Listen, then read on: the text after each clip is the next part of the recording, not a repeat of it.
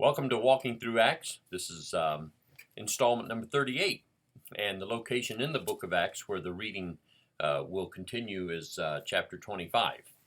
Give you a moment to find that, and also give myself a moment to get ready to resume the reading by giving a bit of a review, not much, but a little bit to have us not start so abruptly. The Apostle Paul is incarcerated. He's in prison. It's more house arrest, but still, he's been arrested for a little while. It was originally in Jerusalem. Now it's in a Roman outpost, a city called Caesarea on the coast of the Mediterranean Sea. And he has appeared before a governor named Felix. That was in a previous installment, the previous chapter, in fact. And now another governor is in his place, a man named Festus. That's where we pick up in chapter 25.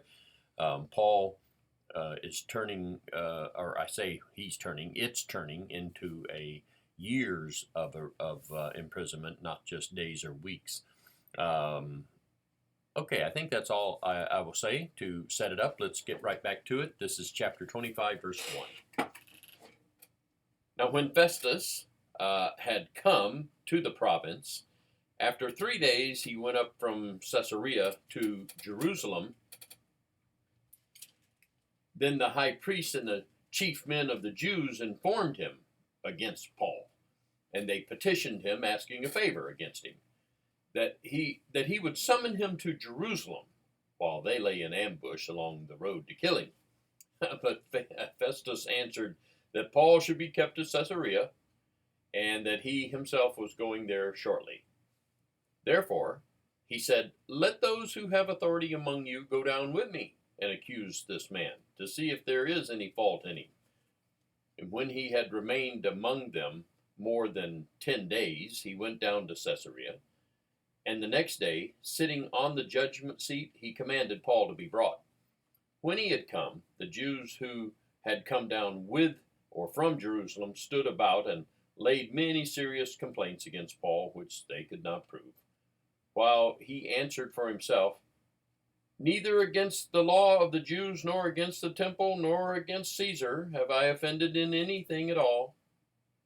But Festus, wanting to do the Jews a favor, answered Paul and said, "Are you willing to go up to Jerusalem and there be judged before me concerning these things?"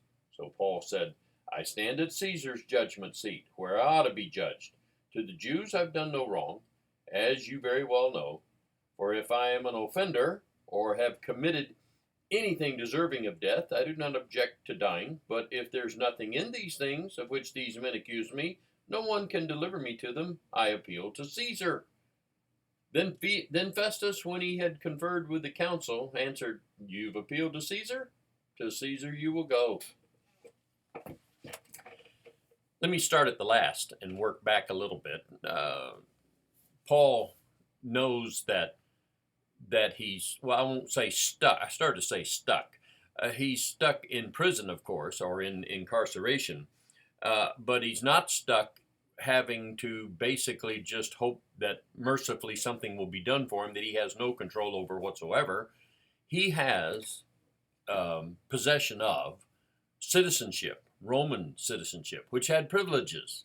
I haven't done a lot of research on it, but I've heard enough to know that it carried privileges, one of which was an ultimate appeal to Caesar himself. We'd say appeal it to the Supreme Court. And that's something that had to be, I guess, expedited or at least carried out if that was the appeal that was made. It was an appeal, though, that once in motion couldn't probably be in a fickle manner, just on again, off again, on again, off again. You make that appeal, you've made the ultimate appeal. And so that's what he did on this occasion. I say this occasion. The reason I say this occasion is Paul didn't flout his citizenship. Go about always, every time any kind of difficulty arose, "I'm a Roman." You know, he was not quick to do that, is what I'm saying, in every instance where he could have. But on this occasion he did. And even then, even here, now, he didn't use it right away. Eventually he did. Now, backing up a little bit. Under Festus, the people, at least those enough in authority to do anything about it, want him brought back to Jerusalem, but their real intent is to kill him. It's not just to, can we change the venue for the hearing or for the ruling or for the court or the hearing, whatever you call it. It's to get him back where they can ambush and kill him. And so, I'm guessing, I think fairly safely could say Paul knew that. They had already done that before. And that's why he's in Caesarea. And so, no, not going back up there. I don't refuse to die if legally I am found guilty of something worthy of dying. He said, by the way, let me just stop myself right there. That's interesting that he says that. People sometimes wonder, why does the Lord approve of capital punishment of evildoers? But he does, that's okay, but you can't be an abortionist, or killing babies, that kind of thing. Well, I won't get into all that right now. But I will say this, capital punishment is biblical. It is more than biblical. It's God in the Bible. He has made it clear, capital punishment by the rightful authorities. We're not talking people just avenging themselves and being a lynch mob and so forth, but where legally done by the people in civil authority and government and courts.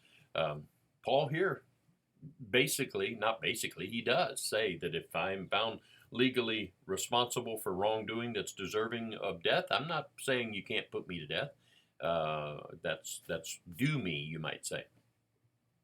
Okay, maybe could say more, but I think I'll pass. What we have then is the setting of, I'm returning to what I started with, where Paul has put in motion this last step, if you will, of his dealings with the authorities. It will also get him away from the Jews, and not that he's trying to run in one sense, but he's just knowing that they don't intend to do anything by way of legal proceedings. They just want to kill him, and so this is his way out, and he appeals to Caesar. Okay, back to the reading. This is verse 13. And after some days, King Agrippa and Bernice came to Caesarea to greet Festus. When they had been there many days, Festus laid Paul's case before the king, saying, "There's a certain man left a prisoner by Felix, about whom the chief priests and the elders of the Jews informed me when I was in Jerusalem, asking for a judgment against him. To them I answered, it's not the custom of the Romans to deliver any man to destruction before the accused meets the accusers face to face and has opportunity to answer for himself concerning the charge against him. Therefore, when they had come together, without any delay, the next day, I sat on the judgment seat and commanded the man to be brought in. When the accusers stood up, they brought no accusation against him of such things as I supposed, but had some questions against him about their own religion and about a certain Jesus who had died, whom Paul affirmed to be alive. And because I was uncertain of such questions, I asked whether he was willing to go to Jerusalem and there be judged concerning these matters. But when Paul appealed to be reserved for the decision of Augustus, I commanded him to be kept till I could send him to Caesar. Then Agrippa said to Festus, I also would like to hear the man myself tomorrow, he said. Tomorrow, let me read that again. Then Agrippa said to Festus, I also would like to hear the man myself. Tomorrow, he said, you shall hear him. All right, I could read the remaining part of that chapter, and I think time will permit me to do so in just a moment, but let me pause briefly before doing that. You see, I don't think this needs much elaboration on, but I'll say a few words. We have the introduction of two other individuals, Agrippa, Herod Agrippa, he's one of the Herod family, Herod Agrippa and his wife. And they are there, and they're visiting, and there for quite a while, it would seem, for a few days. And Festus sees opportunity. Herod, you're more in tune with things going on with the Jews than I am. Maybe you could listen and give me some advice as to how to recommend him being sent to Caesar. I heard them myself, but they just argued about religion and a man named Jesus whom had been killed, but was being claimed was not dead but alive. It's interesting to hear how outsiders refer to this. Let me just read that again. That's very interesting. It says, let me see if I can find it. No accusation. Yeah, verse 19. But had some questions against him about their own religion and about a certain Jesus who had died, whom Paul affirmed to be alive. it, it, it always strikes me, as you can tell, it makes me laugh a little bit how outsiders view some of the things that are so very, very, very important to us Christians on the inside. Anyway, yeah, okay, so there's an occasion provided. Tomorrow, in fact, Festus says you'll hear him. We'll just get, if you'd like to hear him, I'd love for you to hear him. And so, occasion for that is being set up. All right, let me at least time is I think where we will end at this chapter and not start a new one. But let me finish this chapter. This is verse 23. So the next day, when Agrippa and Bernice had come with great pomp, and had entered the auditorium with the commanders and the prominent men of the city, at Festus' command, Paul was brought in. And Festus said, King Agrippa, all the men who are here present with us, you see this man about whom the whole assembly of the Jews petitioned me, both at Jerusalem and here, crying out that he was not fit to live any longer. But when I found that he had committed nothing deserving of death, and that he himself had appealed to Augustus, I decided to send him. I have nothing certain to write to my lord concerning him. Therefore I have brought him out before you, and especially before you, King Agrippa, so that after the examination has taken place, I may have something to write. For it seems to me unreasonable to send a prisoner and not to specify the charges against him. And then the story continues in chapter 26. I'll read the first verse. Then Agrippa said to Paul, you're permitted to speak for yourself. So Paul stretched out his hand and answered for himself, and the speech that he gives is what next is recorded. And we'll save that for next time. All right, just a brief review of what we just read here at the last. In fact, since I've said some of what's there recorded already, meaning in my own words, I've alluded to what is said there. I won't go into everything. But I will indicate this much before we finish this installment. You see how the efforts are being made to make this legitimate looking, or legitimate, even if it's not not just to make it look good. I'm saying again, I know I've already said it, but I'll say it again. We don't want to send to Caesar somebody and there's nothing really attached to him by way of why, what charges, why is this man coming to me? And even if he appealed to Caesar, why is he appealing to Caesar? And what's the trouble here? What's the problem? What has led to this?